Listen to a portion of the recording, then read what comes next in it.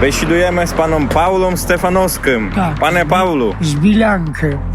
No, podobno буде spis, то я ще запишу лемком, як і так намовля менше, щоб ще записували на пол з лемками. No.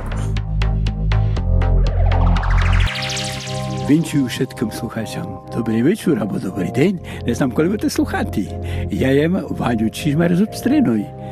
Proszę was wszystkich, ja, 80-roczny Gido, nie hańbcie się za swoją wiru, za swój język, za swoją kulturę. To jest nasza identyta.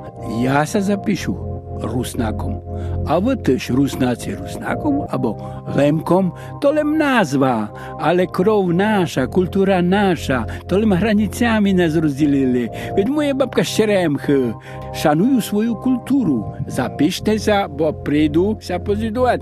Nie daj Boże, że się doznam, że się będziecie hańbić za swoje, hańbicie za swój język, za swoją śpiewanku, hańbicie się sami za siebie. A ja думam, że nikt z was sam za siebie się nie będzie hańbił. Każdy jest hordy na swoje ja. Andrzej Kopcza, rokił już blisko 66, urodzony w Chobieni, Lemko z Dida Pradida, ведучий Stowarzyszenia Lemkił, w spisie w 2021 zapisał się jak Lemko. I wy też zapiszcie się Lemkami. Apeluję do Lemkił, żeby pamiętali, kim sud, żeby zaznaczyli przynależność lemkiłsku i język materyński lemkiłski. Ja też zapiszę się Lemkyniom.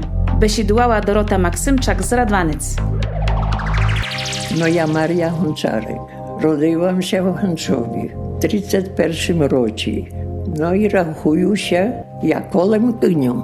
No i zapiszę się do Lemkił. Moja mama je Polką, a nianio Lemką, a ja czuję się małą Lemkynią. I tak mnie mama zapisze. Zapisz się Lemką, bo by ty Lemką je fajni. Wiktoria Tylawska.